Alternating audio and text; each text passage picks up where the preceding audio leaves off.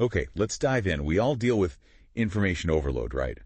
Market reports, news flashes, company filings. It's just a constant stream. It really is. Our mission here is to try and cut through all that noise, pull out the essential insights, and help you, truly understand what's going on. And today, we're tackling a big one. We've got quite a stack of sources, financial reports, market analyses, recent news, all focused on Visa Inc. That's right. And, forget just the plastic in your wallet for a moment. We're going on a real deep dive here. What is Visa really is? How does it manage to make so much money? Who's trying to compete with it? And where is it heading next in this, rapidly changing world? We want to pull out those key nuggets that matter. Exactly. Make it genuinely interesting and hopefully easy to follow. Consider us your navigators through this data then. Let's maybe start at the very beginning. Yeah, good idea. So, when most people think Visa, they think credit card. Simple. But the sources we've looked at, they make it really clear. Visa operates on a much more fundamental level. Yeah. It's not just about issuing cards or lending money. No, not at all. So what is the core identity here? That's a crucial distinction the sources really emphasize. Visa is fundamentally a technology company. That's its heart. Technology. Okay. They facilitate electronic funds transfers. They provide the infrastructure for that. They don't issue the cards themselves. That's done by banks, or other financial institutions. All right. My bank sends me the card. Precisely. And they certainly don't lend you the money. That's your bank's role too. Okay. So they're not the lender, not the issuer. They're the high-tech plumbing connecting everybody. That's a great way to put it. Exactly. They provide the network. It links consumers, merchants, the financial institutions on both sides, the card issuer, and the merchant's bank, the acquirer. Okay. Businesses, even governments. And this massive network, it's powered by their platform called VisaNet. VisaNet, right? And it operates across, over 200 countries and territories? Think of it as the digital rails the money rides on. Digital rails. I like that. So if they're not making money from interest, like a bank does, how do these rails actually generate revenue? Well, the sources lay out their model pretty clearly. It's primarily based on fees. Fees charged to fees for processing transactions. So authorizing the payment, clearing the details between the banks, settling the funds, that whole process. Right. Plus, they charge assessments based on the total dollar volume of transactions flowing through their network. The GDV, gross dollar volume. Okay. So the more money that moves using Visa's network, anywhere in the world, basically, the more they make. Almost regardless of the specific card or where it happens. Precisely. It's often visualized as that four-party model. You've got you, the cardholder, me, the store, the merchant, your bank, the issuer, and the store's bank, the acquirer. Visa is the network connecting all four. Sitting right in the middle. Exactly. And that position, facilitating transactions without taking on the credit risk themselves, but that makes it incredibly scalable, and it generates very, very high margins. And their stated purpose, their mission statement, it seems to reflect this kind of global connective role, doesn't it? It does, yeah. Their mission is to uplift everyone, everywhere, by being the best way to pay and be paid. Okay. It really speaks to that global reach and their ambition to, enable more people and businesses to participate in the digital economy, fostering financial inclusion, efficiency. And that efficiency goal, that ties directly into one of the massive market opportunities the sources kept highlighting, right? The cash thing. Oh, absolutely. One of Visa's core strategic targets is converting the huge volume of spending that's still done with physical cash and checks globally. It's amazing how much is still out there. It really is. The sources estimate this untouched market at, get this, a staggering $18 trillion. 18 trillion. Wow. Yeah. So getting even a fraction of that onto their digital network is just a tremendous growth lever for them. It's easy to forget how much of the world still operates on paper. Just looking back briefly, where did this giant actually come from? It wasn't always Visa Inc., was it? No, it originated way back in 1958. It was Bank Americard from Bank of America initially. Bank of America. Over time, it evolved. They consolidated what were formerly regional kind of separate entities into the global Visa Inc., that we know, which then IPO'd in 2008. Okay. But while the structure changed significantly, that core function, just facilitating payments across a network, that's been remarkably durable. And just a quick hits on the corporate structure today. Where are they based? Who's running it? Sure. They're headquartered in San Francisco, California. Ryan McInerney is the CEO. He took over in early 2023. Okay. Brings a lot of deep experience from banking, JP Morgan Chase, and consulting before that. And you'll find them on the NYSE, ticker V. Big component of major indices like the Dow Jones, S&P 500. Right. So, okay. High margin tech network connecting the world of payments, huge target on converting cash. Got it. Let's zoom out a bit now and look at the playing field. What does the global payment processing market actually look like? Size, growth? Well, the global market for payment processing solutions is already substantial, and it's growing fast. How substantial are we talking? Sources estimate its size for 2025 somewhere between, say, $82 billion and maybe $93 billion. Okay, that's a bit of a range. It is, and it shows you, there can be some variation depending on how analysts slice the data, but it's clearly a massive multi-billion-dollar space already. And the trend seems to be pointing strongly upward. Oh, very strongly. Projections consistently show double-digit growth ahead. Forecasts suggest the market could reach over $210 billion by 2032, maybe even $233 billion by 2035. Wow. We're talking compound annual growth rates, CAGR, north of 11% for the next decade. That's incredibly consistent, strong growth. What are the main engines driving that? What's pushing it? The sources point to a few key drivers. One is just the increased digital and contactless payment adoption globally. People are just using cards and phones more. Sure. Then there's the relentless rise of e-commerce and mobile commerce, just buying more stuff online. Right. And ongoing technological innovation, things like mobile point-of-sale systems, making it easier for small businesses to accept payments. And the pandemic effect. Oh, yeah. The pandemic certainly accelerated the shift towards contactless payments. That was a major catalyst. And, of course, successfully chipping away at that massive cash and check volume we talked about. That also fuels this growth. Are there specific areas within that market that are expanding fastest, like types of payments or industries? Yes, definitely. While credit cards are still the largest segment, projected to hold about maybe 47% by 2035. Still dominant. Still dominant, yeah. But e-wallets are seeing explosive growth, forecast at a CAGR of over 13.5%. So growing faster than the overall market. Interesting. Digital wallets really taking off. Yeah. And looking at the types of businesses processing payments, the BFSI sector, that's banking, financial services, and insurance, it's the largest vertical currently. But retail is the fastest growing sector, projected at over 13.7% CAGR. Retail catching up fast. Exactly. Right. And geographically, North America currently accounts for the largest slice of the pie, market share-wise. Okay. So a massive growing market. Shifts towards digital wallets, strong growth in retail payments. Who are the main players Visa's going head-to-head with in this space? Well, Visa faces competition from several angles, really. The most direct competitors are obviously the other established global payment networks. Like Mastercard. Exactly. Mastercard is the big one. Okay. Then you have American Express, Amex, and Discover Financial Services. Right. And we have some recent data comparing their scale, don't we, from late May? We do. As of late May 2025, Visa is the largest by market cap, over 670 billion.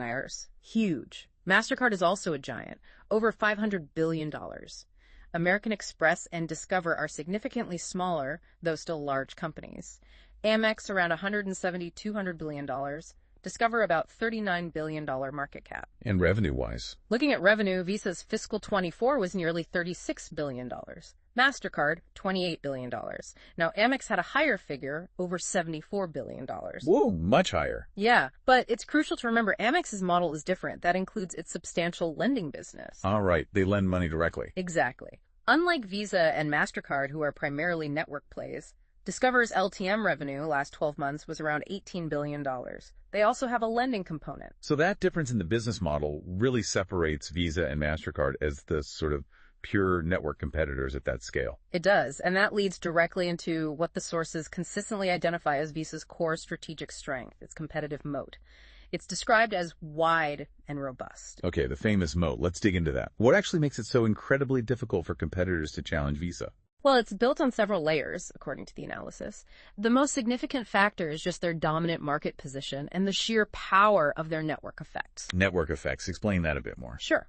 They have, 4.6 billion payment credentials globally, accepted at over 150 million merchant locations. Massive reach. Massive. And here's the insight. The more people have Visa cards or credentials, the more essential it becomes for merchants to accept Visa. They can't afford not to. Right, you lose customer. Exactly. Yeah. And the more merchants that accept Visa, the more valuable it is for people like you and me to carry a Visa card. It works everywhere. It feeds itself. It's a virtuous cycle, a self-reinforcing loop. And building that kind of global network from scratch is incredibly expensive and just takes a huge amount of time. Very hard to replicate. That network effect does sound almost insurmountable. What else contributes to this moat? Well, strong brand recognition is key. Visa is trusted globally. People see the logo, they associate it with security, reliability, convenience, and that trust reinforces the network effect again. Okay, brand trust. Makes sense. Then there are high customer switching costs. Think about the banks, the financial institutions that issue cards or process payments. Yeah. Integrating Visa's technology is deeply embedded in their operations. Changing networks. That's a massive, costly, complex undertaking for them. So they're kind of locked in. To a degree, yes. And for merchants, the cost of not accepting Visa is potentially losing out on that huge customer base we talked about. So that creates significant stickiness on both sides. So once you're sort of integrated into the Visa world, whether you're a bank or a merchant, it's very hard, very costly to leave. Exactly. And underpinning all of this is their technology and distribution platform, VisaNet. We mentioned it earlier. Rails. The Rails, yeah. It's built for massive scale. It can handle over 65,000 transactions per second, apparently, with high security and reliability. This allows them to manage enormous volume and also rapidly deploy new services worldwide. Okay. And wasn't there something about regulation? Yes, that's the final layer. And it's kind of a double-edged sword. The complex regulatory landscape they operate in, well, it poses risks, which we'll definitely talk about later. Okay. But it also acts as a barrier to entry. Navigating the incredibly intricate web of global payment regulations, country by country, that's a significant hurdle for any potential new entrant trying to build a competing global network from scratch. Interesting how regulation can be both a risk and a shield for them. It's a fascinating dynamic, yeah. But the sources also emphasize that this moat isn't static. You can't just build it and forget it. Needs constant upkeep. Exactly. It's constantly maintained through innovation. They're investing heavily in things like tokenization. That's the Visa token service. VTS making online payments safer. Expanding tap to pay. Pushing into totally new areas like B2B payments, business to business. So the moat isn't just about scale anymore. Not just scale. The key insight here isn't just that they have a moat, but that maintaining it now requires fighting on multiple fronts, not just against other traditional networks like Mastercard, Right. but against entirely new payment philosophies and technologies that are emerging. And some of the recent news we'll get to shows them actively engaging with even newer tech like AI and stablecoins to keep fortifying those defenses. Precisely. They're clearly aiming to evolve from just being a card network to becoming a network of networks, as they sometimes put it. A network of networks. Okay. Integrating diverse payment methods and technologies to try and stay central to that global flow of money, however it moves. All right, this is great. We have a really clear picture now of the business, its market, its competitive position, that powerful moat. Now let's turn to the scoreboard, the financials. How has Visa actually performed over the last 3 fiscal years? Okay, yeah. Looking at their fiscal years 2022 through 2024, remember, their fiscal year ends September 30th. The income statement shows remarkably consistent, strong growth. Back in FY 2022, revenue was just over $29 billion. Net income was close to $15 billion. Pretty good numbers. Very good. By FY 2023, revenue hit $32.6 billion, so a nice jump, and net income grew even faster, relatively speaking, to $17.3 billion. Solid expansion year over year. What about the most recent full year, FY 2024? FY 2024 continued that trend. Revenue reached almost $36 billion. Okay. And net income jumped significantly again to just under $19.75 billion. Wow, nearly $20 billion in profit. Yeah. And that represents double-digit growth year over year again. About 10% for revenue and an even stronger 14% roughly for net income in FY24 compared to FY23. So it's not just business expansion, it's like enhanced profitability within that growth. They're getting more efficient. It certainly looks that way. Very impressive bottom line growth. How does the balance sheet look over that period? Assets and debt. Total assets have grown steadily. From about $85.5 billion in FY 2022 to over $90 billion in FY 2024. That reflects ongoing investment in the business. Makes sense. Growing assets.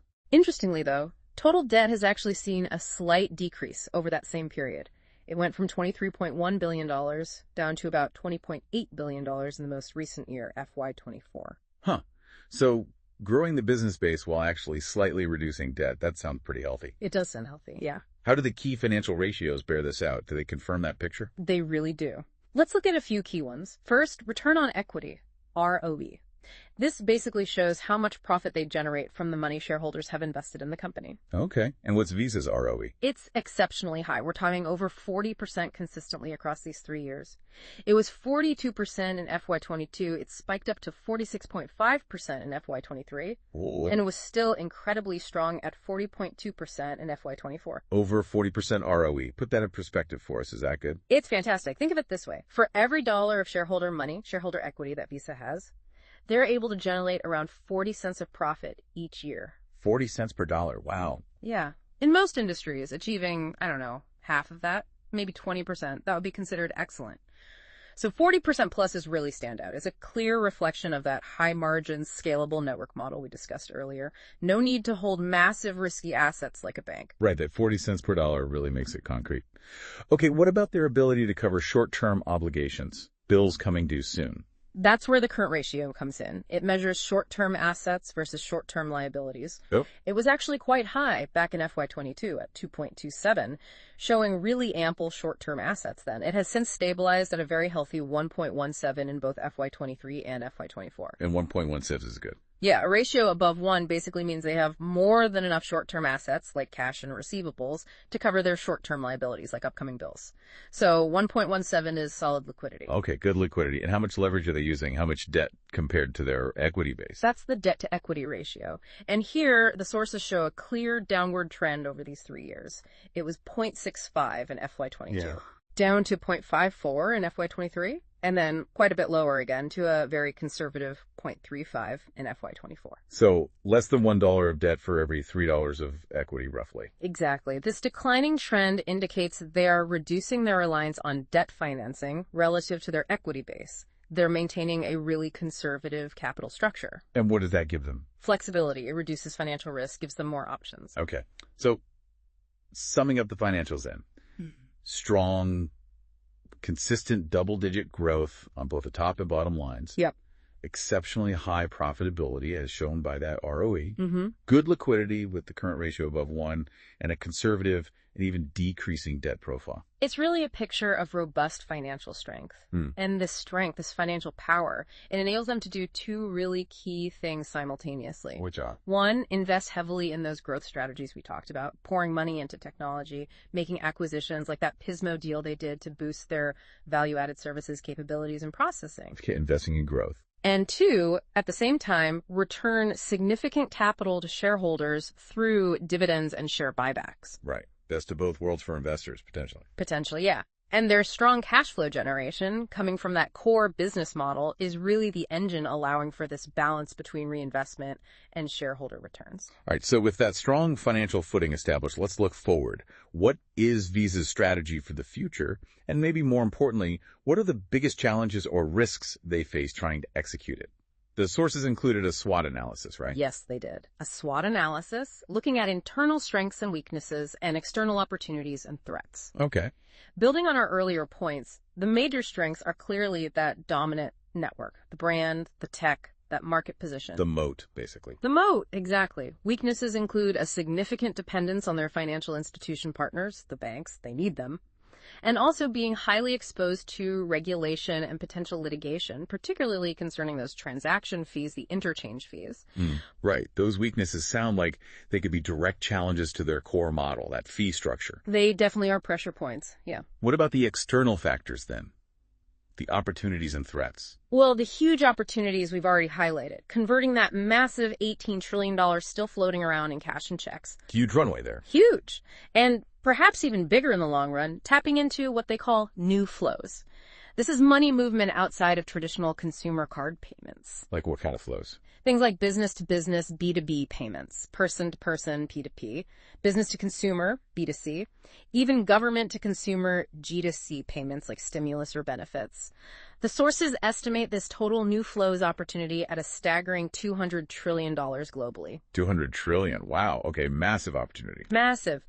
But the threats are significant too. We mentioned intense competition earlier, and it's coming from a very diverse set of players now, not just the traditional rivals. You mentioned diverse competition before. Who specifically are we talking about beyond just Mastercard or Amex? Okay, the sources list quite a range. You've still got the other global networks, obviously. But then there are strong local payment schemes, often specific to one country or region, and sometimes they're favored by the local government. Right, like domestic debit networks. Exactly. Then you have a whole host of FinTechs innovating in payments. Digital wallets, think PayPal, or the wallets offered by big tech companies like Apple or Google. Sure. BNPL, the buy now, pay later services, that's another angle. Klarna, Affirm, etc. Right. RTPs, or real-time payment systems, are another big one. These are often government-backed or mandated systems designed for instant bank-to-bank transfers, potentially bypassing card networks entirely. Okay, that sounds like a direct threat. It could be in certain contexts. And then further out, perhaps, you have emerging technologies like crypto platforms or stablecoins that could potentially offer alternative rails for moving value. Again, maybe outside the traditional networks. That is a very crowded and rapidly evolving field. What are the top risk factors that Visa itself highlights, say, in its annual reports? The sources usually pick up on those. They do, and the sources specifically point out three major categories of risk for Visa. First, regulatory risks. Okay. We touched on this with the Moat. Right. Because they operate globally, they face this incredibly complex patchwork of changing regulations everywhere. This includes constant political and regulatory pressure on interchange fees. The fees merchants pay. Exactly. Increasingly strict data privacy laws like GDPR in Europe, and data localization laws that might require data to be stored or processed within a specific country. Tricky to manage globally. Very. And also, as we mentioned, governments sometimes actively promoting their own domestic payment schemes to compete directly with global players like Visa. All of this can impact their operations, definitely increase costs, or even force significant changes to their business model in certain places. Okay, regulation is a big one. And you said regulation often leads directly to the second major risk, right? Often, yes. The second is litigation risks. Visa is, frequently involved in lawsuits and government investigations. What are they typically about? Often related to those same sensitive areas. Interchange fees, again, their operating rules for banks and merchants, and allegations of anti-competitive practices, antitrust concerns. Right. Litigation is inherently unpredictable. It's expensive to defend, and an unfavorable outcome could mean not just large financial damages, but potentially court orders mandating changes to how they do business, which could significantly impact their revenue streams and operational flexibility.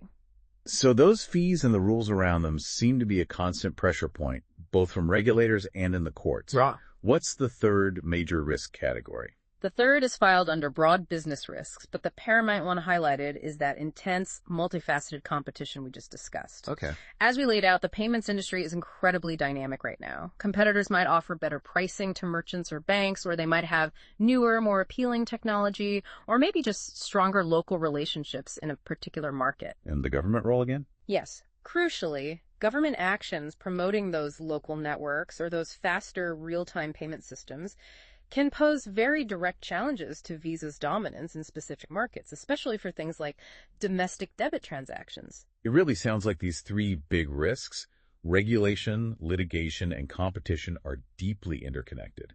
Like regulatory pressure or lawsuits on their core model could create openings for that diverse range of competitors to exploit. That's a key insight from the sources, absolutely. Regulatory actions can definitely trigger or influence litigation outcomes, and both regulation and litigation can create vulnerabilities or distractions that give competitors an advantage. Makes sense. And this actually ties back to Visa's strategy, that aggressive push into new flows and value-added services that we mentioned. It's partly seen as a response to this pressure. It's about building significant revenue streams that are perhaps less reliant on the traditional consumer card transaction model, which is the part most susceptible to these regulatory and competitive pressures on fees. Okay, that makes sense strategically. Let's dive deeper now into that official growth strategy. How exactly does Visa plan to accelerate growth while managing all these complex risks? Right. Their strategy, as presented in the sources, is described as multi-pronged. They aim to accelerate growth in 3 specific areas while at the same time continuously strengthening their core operational foundations. Okay, what are the 3 acceleration areas? They are consumer payments, new flows, and value-added services, VAS. Okay, break those down for us. What's the plan for each? Let's start with consumer payments. For consumer payments, the focus is twofold. 1, keep capturing more of that huge remaining cash and check market globally, just converting everyday spending. Right, the $18 trillion. Exactly. 2, expand acceptance, making sure Visa can be used in more places, especially with smaller merchants, maybe using things like tap to pay on mobile phones. And 3, using digital technology like tokenization, that's VTS, Visa Token Service, and click to pay to make online and mobile payments smoother, faster, and more secure for consumers. Keep improving that core experience. Okay, defend and expand the core consumer business. What about new flows? That sounded like a huge opportunity. It is. This is their ambitious push into those areas beyond traditional consumer card payments that we listed. P2P, person-to-person, B2C, business-to-consumer payouts like insurance claims or gig worker payments, B2B, business-to-business payments between companies, and G2C, government-to-consumer disbursements. That's where the $200 trillion estimate came from. That's the estimate for the total addressable market there, yeah. It's enormous. To tackle this, they're leveraging different platforms. Visa Commercial Solutions focuses on the B2B space. For faster money movement in P2P, B2C, and G2C, they use platforms like Visa Direct. Visa Direct, I've heard of that. Yeah, it allows businesses or governments or individuals to push funds directly and quickly to bank accounts or digital wallets globally. Very different from a traditional card pull payment. Then there's Visa B2B Connect, which is specifically designed for cross-border bank-to-bank payments, trying to modernize that correspondent banking system. And they even have something called Visa Plus A, which aims to make different P2P apps talk to each other interoperable using Visa's network behind the scenes. Interesting. So really trying to embed themselves in all sorts of money movement, not just shopping. What about the third area, value-added services, VAS? VAS is a major focus for them now. It's about diversifying revenue by providing valuable services to their existing clients, the banks, the merchants, the FinTechs who build on their network. Instead of just charging for the transaction, they sell them helpful tools and services. Like what kind of services? It's a broad portfolio. Things like processing services for card issuers. Their Visa DPS platform does this, and it was significantly boosted by their acquisition of Pismo, a Brazilian cloud-native processing platform. Ah, the Pismo acquisition. Right. Then there are tools for merchant acceptance and e-commerce, like their CyberSource platform for online payment management and fraud prevention, or Authorize.net for smaller businesses. They offer sophisticated risk and identity services, often using AI, like Visa Protect, to help banks fight fraud. They're developing open banking solutions. They even offer advisory services, consulting for their clients. So the strategy here is to become much more than just the payment network provider for a card swipe. They want to be the essential partner across the entire payment ecosystem.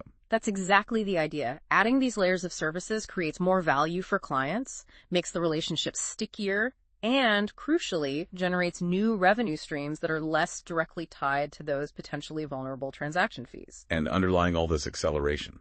Alongside this revenue acceleration, their strategy includes constantly fortifying key foundations. That means continuously investing in their core network's technology, its security, its global reach, strengthening the Visa brand, and attracting and retaining top talent. Keep the core strong while building the new stuff. Okay, that's a comprehensive strategy.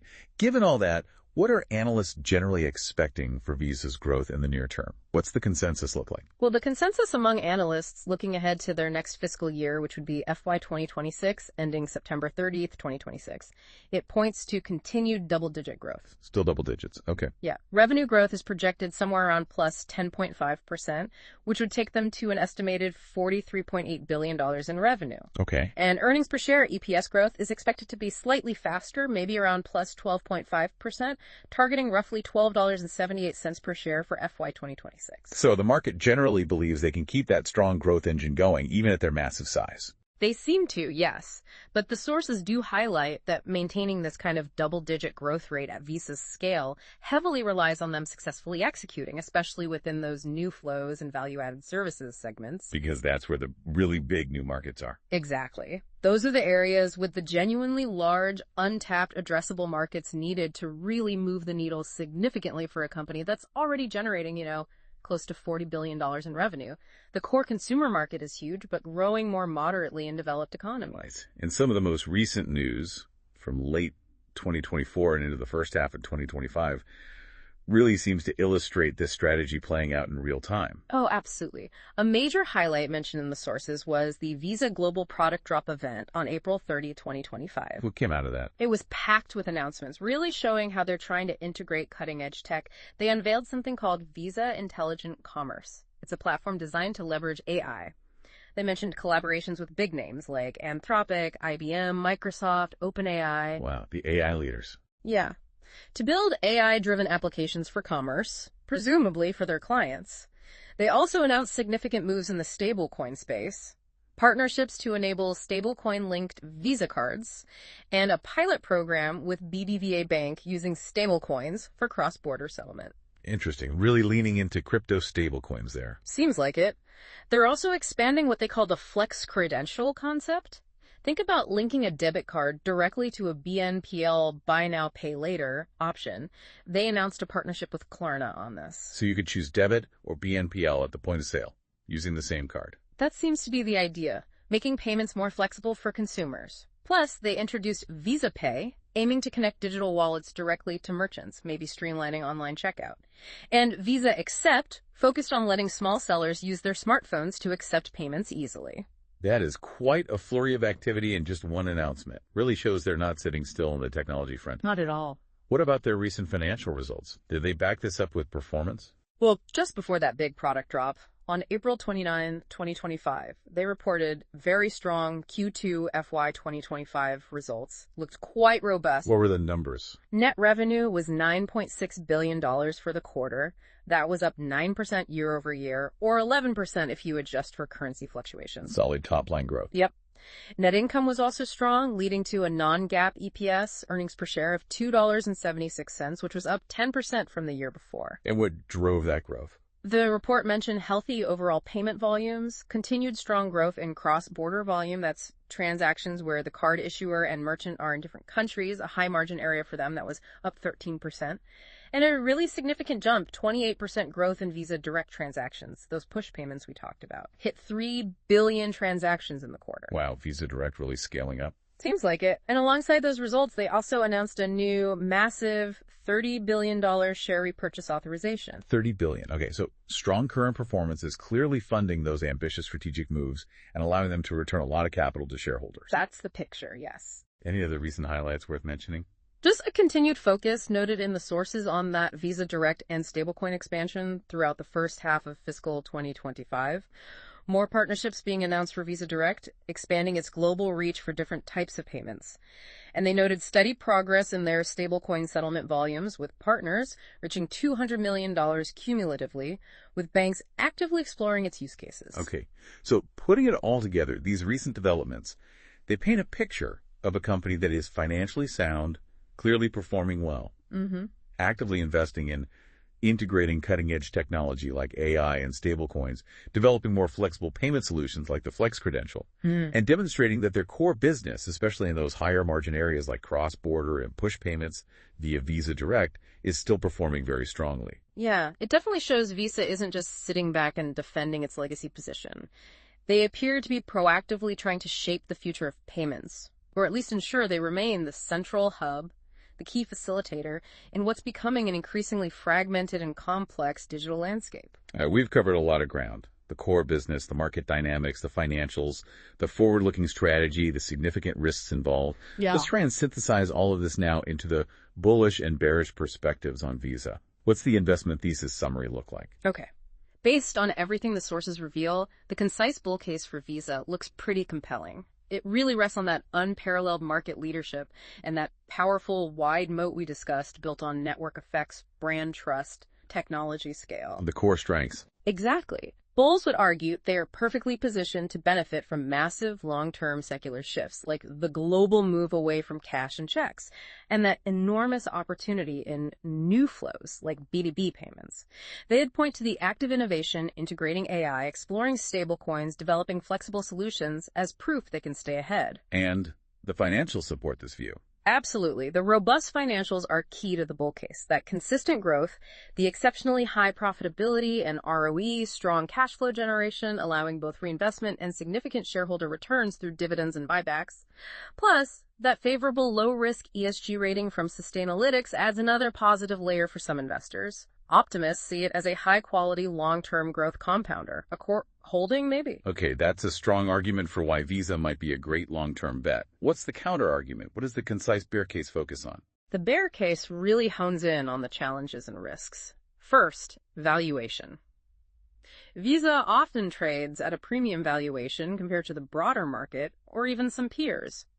Bears argue this leaves the stock potentially vulnerable if global economic growth slows significantly or if there are unexpected market shocks. High multiples need high growth to be sustained. Okay, valuation risk. What else? Competition. It's fierce, and it's coming from everywhere now. Traditional networks, yes, but also those nimble FinTechs, powerful digital wallets from big tech, BNPL players carving out niches, and potentially disruptive government-backed real-time payment systems that could erode market share or put serious pressure on Visa's fee structure. The regulatory and litigation risks, too. Huge part of the bear case. Those significant, persistent regulatory and litigation risks, particularly around interchange fees, data privacy, and potential anti-competitive practices, are constant threats. They could lead to hefty fines, yes, but maybe more damagingly, forced changes to their highly profitable business model. And technology risk. Yes, there's always the risk of technological disruption or disintermediation. Could something truly new emerge? Maybe highly efficient direct account-to-account payment systems facilitated outside the traditional card networks that gain significant traction and genuinely bypasses Visa. Bears worry about that possibility. Finally, their global nature makes them sensitive to macroeconomic downturns and geopolitical instability, which can specifically hit those high-margin cross-border transaction volumes hard. Okay, so putting the bull and bear cases together, the core question for observers, for investors, for anyone watching this space really boils down to this. Can Visa's formidable network, its existing moat, and its aggressive strategy to move into these new payment areas and integrate new tech, can all that truly outrun the combined pressures from regulators, that diverse set of competitors, and the constant threat of technological upheaval? That's precisely it. That's the central tension. Can they innovate and execute fast enough across all these different fronts simultaneously to maintain their leadership position, keep growing at an attractive rate, and ultimately justify that premium valuation in a landscape where the very definition of payment seems to be constantly expanding and evolving? It's a fascinating puzzle, really, sitting right at the heart of global commerce. Well, we've really unpacked a complex topic today, haven't we?